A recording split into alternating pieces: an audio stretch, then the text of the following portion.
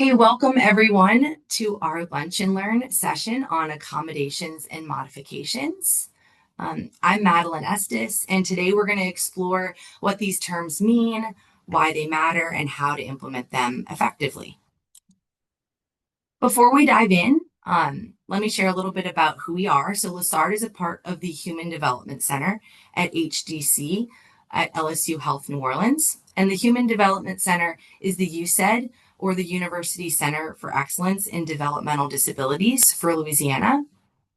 HDC builds capacity and inspires change throughout the life cycle to ensure that people with disabilities are able to participate fully in all aspects of community life. So who is LaSard? LaSard stands for the Louisiana Autism and Related Disabilities Project, and we partner with school districts, networks, and individual schools to build their capacity to serve students with disabilities. So we do this through team action planning, direct training, and classroom coaching, and our goal is to provide educators with evidence-based strategies that improve the academic, social, and behavioral outcomes for students. And we're able to do that because we have a multidisciplinary team, which includes special educators, BCBAs, occupational therapists, speech language pathologists, licensed professional counselor, as well as early interventionists. In addition to our coaching, and training, we also offer free resources for you. So you can visit our website to check out those resources. Just click on the online resource button to explore free supports for behavior, communication, home, and school environments. You can also stay up to date with our latest news and get more information about the services we provide.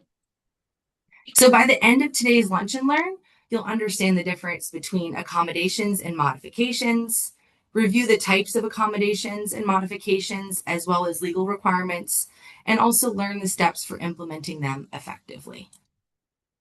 So a great way to visualize accommodations and modifications is by looking at this picture, which illustrates the differences between equality and equity. Equality means giving everyone the same thing, but equity means giving each person what they need to succeed. So accommodations and modifications provide equity. They remove those barriers to students so they can access learning. Accommodations and modifications do not create an unfair advantage for students with disabilities, but in truth, the supports that are offered by accommodations and modifications allow students with disabilities to access that same instructional opportunity as students without. So by promoting equity, teachers can break down those barriers that interfere with student opportunities so that they can access learning. And you can see by this picture that giving everyone the same thing, while equal, doesn't always provide the necessary individualized support that the person needs. So what's the difference between accommodations and modifications? Let's break it down a bit. Modifications change what a student learns, while accommodations change how a student learns. So it's your responsibility as a teacher to understand the difference between the two. So we're going to start by looking at accommodations. Accommodations help students access grade level curriculum by changing how instruction or assessments are delivered and not the content itself. This definition comes from the Office of Special Education Programs. Accommodations are practices and procedures like changes to how information is presented or how students respond, the setting, the timing, that provide equitable access to instruction and assessment. Again, the important thing to remember is that accommodations do not change the learning expectations. They simply reduce or remove barriers. This is from the Louisiana Special Education Reporting. An accommodation is any technique that alters the academic setting or environment to help a student access the curriculum and validly demonstrate learning. An accommodation does not change the information, amount of information learned, or performance criteria. It just provides the extra time, the special setting, or added assistance that enables learning and accurately assesses their real knowledge. So accommodations fall into 4 different categories: presentation accommodations, response accommodations, timing and scheduling accommodations, and setting accommodations. And we're going to look at each one a little bit more now. So presentation accommodations change how information is delivered to the student without changing what the student is expected to learn. So some examples could be read aloud, offering multi-sensory options, visual supports, or large print. A response accommodation allows students to complete activities, assignments, and assessments in different ways. So these change how the student demonstrates what they know. So some examples could include answers recorded, transferred answers, the use of assisted technology, pointing to answers, or even dictating responses. So how they respond to the information. Like it sounds, timing and scheduling accommodations change allowable length of time, the time of day, or how the time is organized. So these change when or for how long a student completes the work.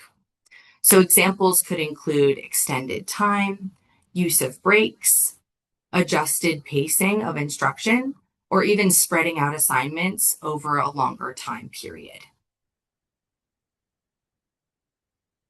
Setting accommodations change where learning or testing occurs. Examples might include small group or individual testing, specific room requirements, or a specific seat. Some accommodations can be found in more than one category. The different category gives the accommodation a different function. So for example, a study guide might be a presentation accommodation when provided before instruction, but a response accommodation when used during testing. So these aren't duplicates because they serve different purposes. And this is why we're intentional when we're selecting those accommodations. The IEP team selects accommodations by reviewing student strengths, needs, and goals. And these conversations guide us towards accommodations that truly support access to grade level standards. And we're going to dig in a bit more on the IEP process and accommodations and modifications towards the end of the presentation. Just an important note on accommodations and statewide assessments. Accommodations on statewide assessments must match what's in the IEP and must be used regularly in class. So adding an accommodation just for testing is not allowed and can potentially confuse the student. So consistency is key for both compliance and for student success. Additionally, accommodations on statewide tests that require justification. So some of the most common ones are tests read aloud or calculator use. So for tests read aloud, this is not just allowed simply because a student is reading below grade level. It's reserved for students who have blindness, deafness, or a disability that severely limits their access to print.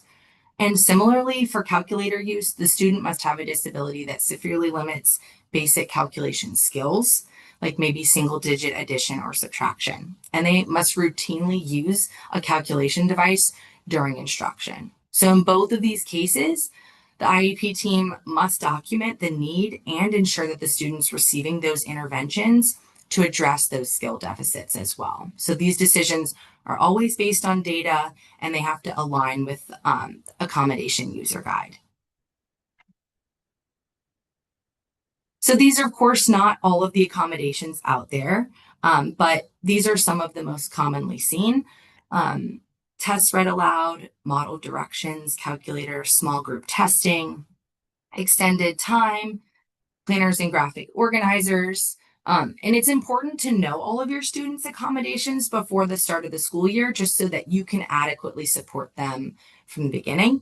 And if you don't know what an accommodation is or how to implement it, definitely ask. Sometimes the listed accommodations aren't always enough to explain what the student needs. And that's when you might see or use the open text box. So this text box is just used to clarify details like writing that noise canceling headphones should be used during independent work, or maybe that a study guide should be provided within a certain time before a test. So these details help ensure consistency and fidelity across all staff. So now that we've covered accommodations, let's shift into modifications and how they differ and where they're appropriate. So just as a reminder, modifications are for students functioning off grade level, and they change what the student is learning. So I'm going to explain the different types of modifications that can be implemented for students functioning off grade level. Again, data needs to be collected beforehand before adding any modifications to students' IEPs. And before we dive into those different types, here's an important word of caution. Modifying the general education curriculum for students who are expected to take LEAP can put them at risk of not learning required standards. So for students on alternate assessment, modifications are appropriate because their IEP reflects those extended standards. And this is why, again, we always take that data and have robust team discussions before deciding to modify. So these are some different categories of modifications. You can have curriculum modifications, assignment modifications, and behavior modifications. And we're going to talk a little bit more about each one now. So curriculum modifications change the content or learning goals themselves. They adjust what the student is expected to learn. So some examples could be learning at a different level or with different materials, using different books that have similar concepts but an easier reading level, or even simpler language. Assignment modifications are going to change the task or activity used to demonstrate the learning. So these modifications might change the level, amount, or complexity of the work that's expected for the student to complete. So this might look like writing shorter papers, answering fewer or different test questions, receiving more assistance on assignments, or maybe having the opportunity to redo an assignment or a test. So the assignment itself is modified to demonstrate the learning. And finally, behavior modifications are changes in the learning environment or instructional methods that support students with disabilities. And they're typically reserved for students who might have more significant behavioral challenges. So some examples of that could be using posting class rules, cueing expected behavior, using a positive reinforcement system like a token economy, or following a behavior intervention plan. Again, all going to be part of a robust team discussion. So why do we modify the curriculum? Well, our goal is access and participation. So when we modify, we open the door for students to engage in planned activities and routines. And increased access leads to higher participation, and meaningful participation creates more opportunities for learning. So even if the student isn't working on the same standards as peers, they're still building skills and contributing to the classroom environment. We're going to look through some examples of modifications by subject. So let's start with reading. We can simplify the reading level so the student works on text at their instructional level instead of on grade level. We can also modify independent work, maybe reducing the number of details they need to provide. Simplifying vocabulary is another option, which could focus on words that match their ability. And for extended response questions, we can adjust the format using fill in the blank or multiple choice instead of requiring a full written response. For language, we can simplify writing prompts so they focus on one idea instead of multiple, or target one grammar skill at a time rather than several. Providing maybe an editing checklist could help students focus on what they can manage. And using individualized rubrics could allow us to assess progress on the most important components first, and then add more as the student improves. Here's just an example of how we could modify a writing rubric. So instead of expecting mastery across all areas like sentence variety, sensory language, and mechanics, we start with just one or two key components, and this makes the task more achievable and gives the students a clear target for improvement. For math, we can simplify the skills to align with the big idea of the standard. We can also adjust math facts. So if the class is multiplying by nines, the student might practice ones and twos. And for multiple choice questions, we can limit the number of answer choices to reduce cognitive load while still giving exposure to all of the options on some assessments. Here's just an example of how math modification might look. The task on the left focuses on equivalent fractions, and the modified version uses visual supports, matching fractions to pictures, so that the student can engage with the concept at an accessible level. For social studies and science, modifications often focus on simplifying content and assignments. We can create study guides that highlight those most essential skills, maybe provide reading material at the student's level, and adjust assignments so they will connect to the standard but are aligned to the big idea. And these changes keep the student engaged while making the content more accessible to them. So here's just an example of what that might look like. It's a 7th grade social studies. So the general education task on the left is quite long, has a lot of primary documents. There's not a lot of white space, might be difficult for some learners to access. To the right are 2 examples of a modified assignment based on that same packet of the Bill of Rights. So the first version is still text-based, but it has larger fonts and more pictures, and that text is modified to aid in comprehension, and it's much more concise. The second modified version uses pictures and icons paired with text, and in this example, the big idea is brought down to just a basic understanding of the 10 amendments in the Bill of Rights and the right to each amendment that each amendment protects. So now that we've kind of talked about the difference between accommodations and modifications and some different types, the next step is figuring out how to determine which supports are appropriate for each student. And because accommodations must be implemented as a legal requirement under IDEA, we must be really intentional in selecting them. And so these are some guiding questions for selecting accommodations initially, and helps the IEP team and teachers think critically about whether a student truly needs a specific accommodation and how it can support access to instruction. So you might ask, do they need breaks? Can they write these responses? Are they reading or understanding the directions? Again, these guiding questions are going to help you with initial process of selecting those accommodations. And once we choose those accommodations, we have to monitor them. So these are some guiding questions for ongoing guidance for the IEP team. So it focuses on reflective questions for monitoring effectiveness over time. So gathering feedback and adjusting if they aren't working. And we have to ensure that there's data to support that need as well. So we can ask ourselves, are these effective? Are they working? What does the student think? How can we change?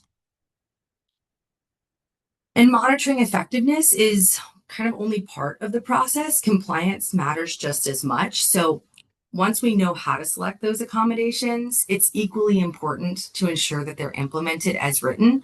These supports aren't optional. They're placement decisions that must follow IEP procedures and be applied to all stakeholders. So every team member shares that responsibility for delivering accommodations and modifications consistently so that students receive access and support their IEP guarantees.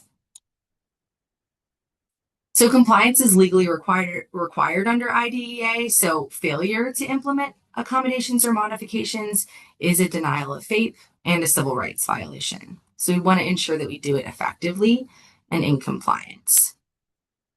And because compliance is required, implementation really does become critical. So it's not enough to just list the supports in an IEP. They really have to be delivered consistently and effectively. And that means having a more structured process rather than leaving it to chance. So here's a 6-step kind of guide to successful and meaningful implementation. Step 1 is going to be to determine the need based on data. So this means collecting work samples, maybe assessment scores and observations to identify barriers. Again, the data must really tell the story. Step 2 is to convene the IEP team.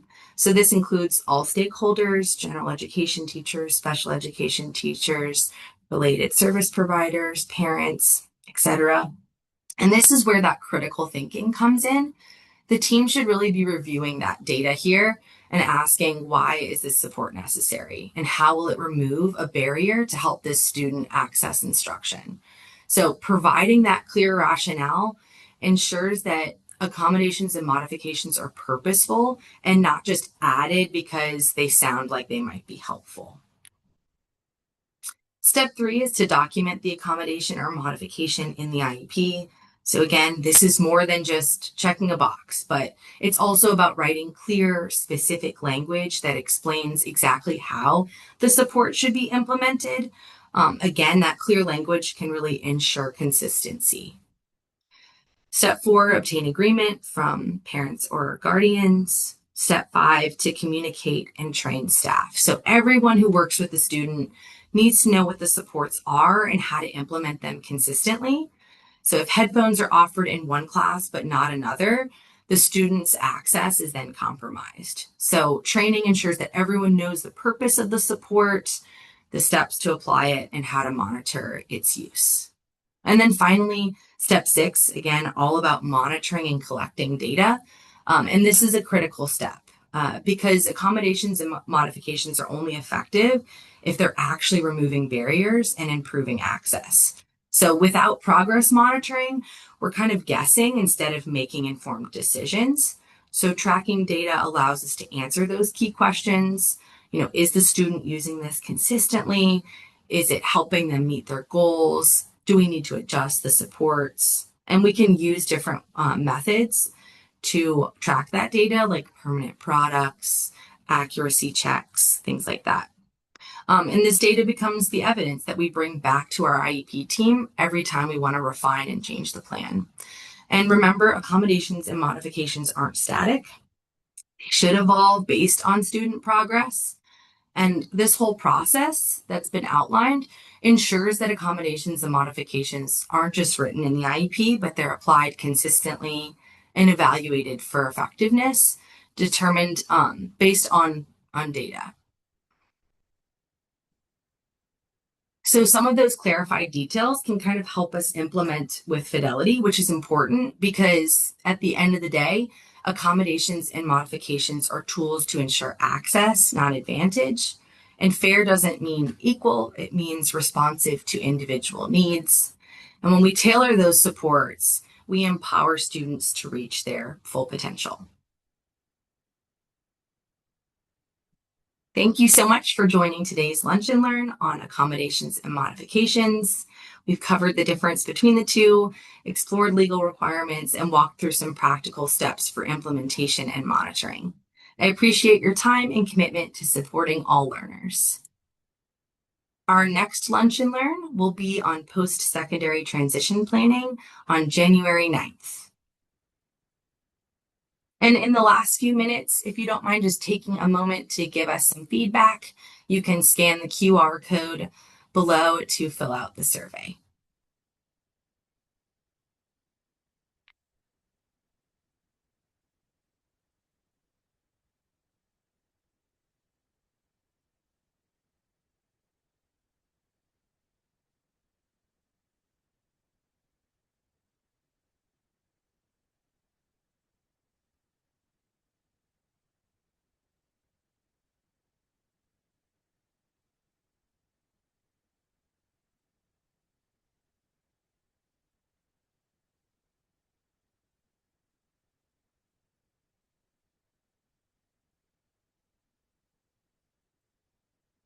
Thank you so much. If you have any other questions, please feel free to reach out and check out our resources on our website.